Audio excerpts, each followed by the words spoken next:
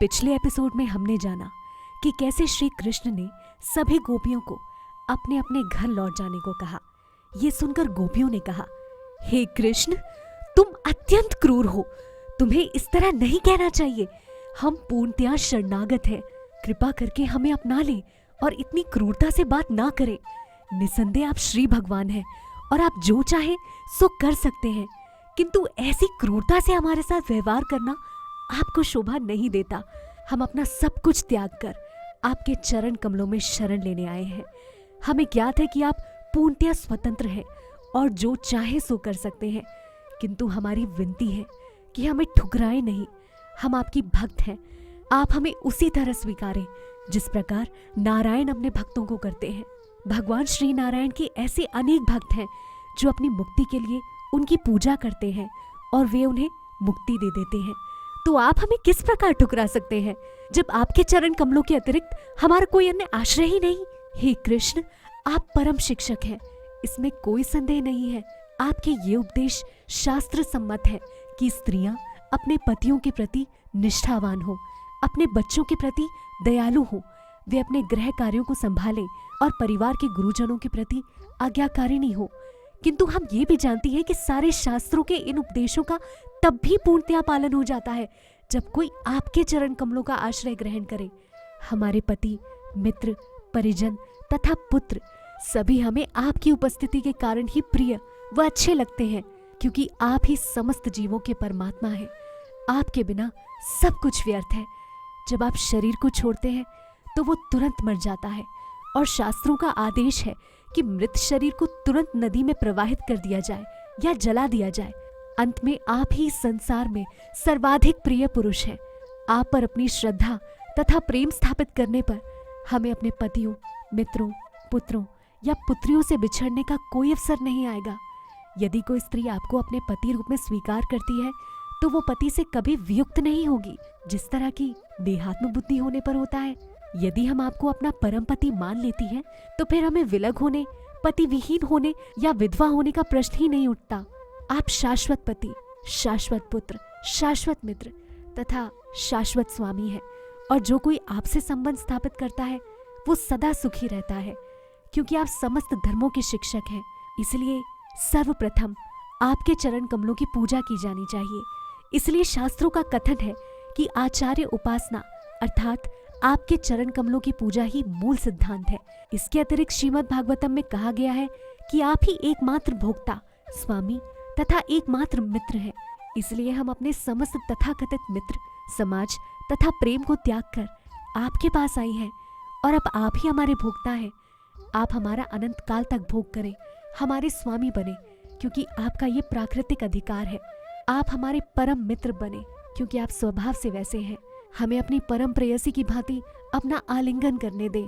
तत्पश्चात गोपियों ने कमल नयन श्री कृष्ण से कहा, हमें आपको पति रूप में प्राप्त करने की चिर अभिलाषा है।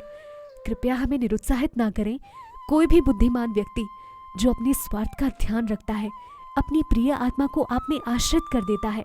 जो लोग माया द्वारा भ्रमित हैं, जो झूठे विचारों से संतुष्ट होना चाहते हैं, वो ही आपसे अलग रहकर भोग करना चाहते हैं।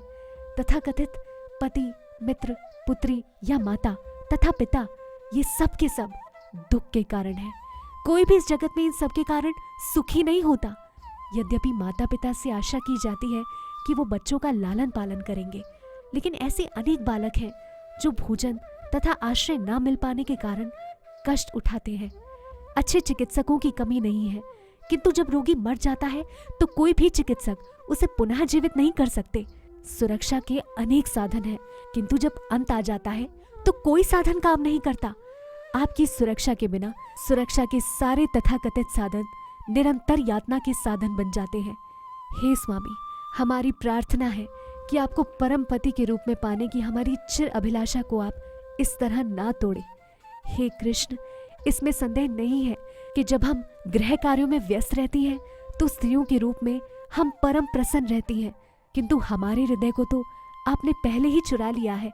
अब हमारा मन गृह कार्यों में नहीं लगता और आप है कि लगातार हमें घर जाने के लिए कह रहे हैं। ये उचित उपदेश है, किंतु दुर्भाग्यवश हम लाचार हैं। हमारे पाँव में शक्ति नहीं रह गई कि आपके चरण कमलों को छोड़कर एक पग भी चल सके। यदि आपके अनुरोध से हम घर लौट भी जाएं, तो वहां हम क्या कर सकेंगी? हम आपके बिना कुछ भी करने की शक्ति खो चुके हैं। अब हम अपना मन महिलाओं के रूप में गृहस्थी के कार्यों में न लगाकर एक भिन्न प्रकार की काम वासना का अनुभव कर रही हैं, जिससे हमारे हृदय जल रहे हैं।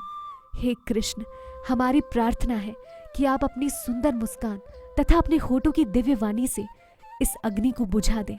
यदि आप ऐसा नहीं करते तो हम वियोग की अग्नि में जल जाएंगे। उस अवस्था में हम आपका तथा आपके सुंदर स्वरूप का चिंतन करती हुई अपना शरीर तुरंत त्याग देंगी। इस तरह हमारा विचार है कि हम अगले जन्म में आपके चरण कमलों पर निवास कर सकेंगी। हे कृष्ण, यदि आप कहते हैं कि हम घर जाएं और हमारे पति हमारी इस काम वासना को तुष्ट कर सकेंगे, तो हमारा यही कहना है कि ऐसा अब असंभव है। आपने हमें अवसर प्रदान किया है कि हम वन में आपके द्वारा भोगी जाएं।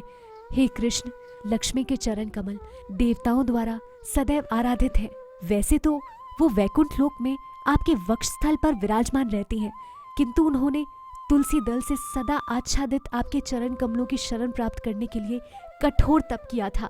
आपके चरण कमल आपके सेवकों की उचित शरण है, और देवी लक्ष्मी आपके वक्षस्थल में न विराज कर नीचे उतरकर आपके चरण कमलों की पूजा करती हैं। अब हमने आपके चरणों की धूलि में अपने को रख लिया है। कृपया हमें ठुकराए नहीं, क्योंकि हम पूर्णतया शरणागत हैं।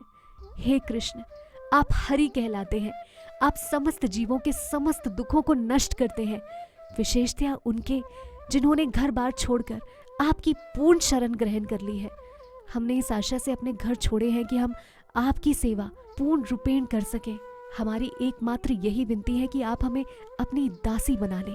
हम आपसे अपनी पत्नी बनाने को नहीं कहती, हमें केवल अपनी दासियां बना ले, क्योंकि आप श्री भगवान हैं और परखिया रस का भोग करना चाहते हैं। इसलिए हम आपकी दिव्य इच्छाएं पूरी करने आई हैं। हम भी अपनी तुष्टि की तलाश में हैं, क्योंकि आपके स्मित मुख को देख देख कर हम अत्यंत कामुक हो उठी हैं।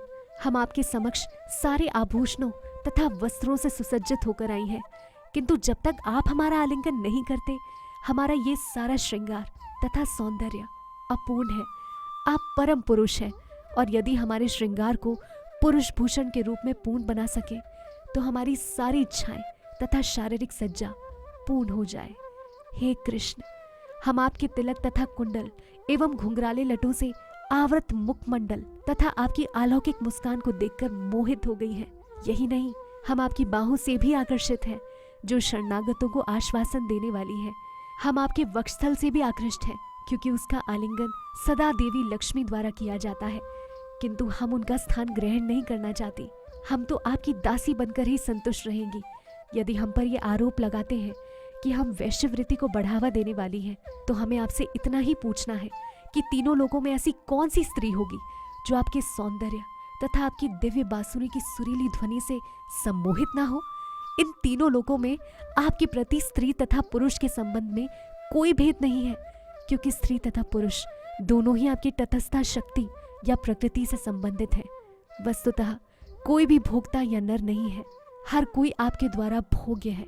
तीनों लोकों में कोई ऐसी स्त्री नहीं जो एक बार आपके प्रति आकृष्ट होकर अपने पातिव्रत्य के पद से डिग न जाए, क्योंकि आपका सौंदर्य इतना दिव्य है कि न केवल स्त्री तथा पुरुष, अपितु गाय, पक्षी, पशु, यहाँ तक कि वृक्ष, फल तथा फूल भी मोहित हो जाते हैं। तो हम लोगों का क्या कहना। किंतु इतना तो निश्चित है कि क्योंकि भगवान श्री विष्णु सदा से असुरों के आक्रमण से देवताओं की रक्षा करते आए हैं, इसलिए आप भी हमारी सभी प्रकार के कष्टों से रक्षा करने के लिए वृंदावन में अवतरित हुए हैं।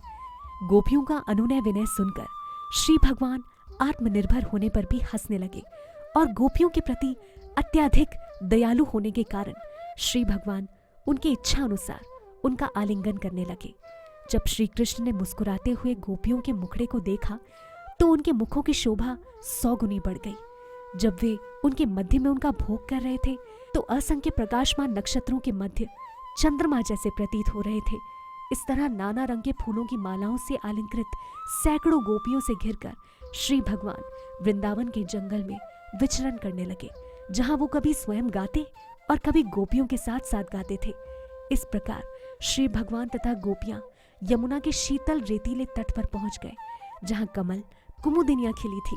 ऐसे दिव्य वातावरण में गोपियां तथा श्री कृष्ण एक दूसरे के साथ आनंद विहार करने लगे। इस प्रकार श्री भगवान की कृपा पाकर सारी गोपियां धन्य हुई। किंतु शीघ्र ही गोपियों को ये सोचकर गर्व होने लगा कि उन्हें श्री कृष्ण के सानिध्य का सुयोग प्राप्त हुआ है, इसलिए वो इस ब्रह्मांड में सर्वाधिक भाग्यशालिनी है। किंतु भगवान श्री कृष्ण, जिन्हें केशव कहा जाता है, उनके इस गर्व को तुरंत पहचान गए और उन्हें अपनी अहेतुकी कृपा दिखाने के उद्देश्य से तथा उनके झूठे गर्व को दमन करने के लिए वो तुरंत उस स्थान से अंतर्धान हो गए जो उनके वैराग्य ऐश्वर्य का सूचक है। श्री भगवान सदैव 6 प्रकार के ऐश्वर्यों से पूर्ण है और ये उनके वैराग्य ऐश्वर्य का उदाहरण है। ये वैराग्य श्री कृष्ण की पूर्ण अनासक्ति की पुष्टि करता है। वो सदैव आत्माराम है और किसी पर निर्भर नहीं रहते। कहाँ चले गए थे कृष्ण?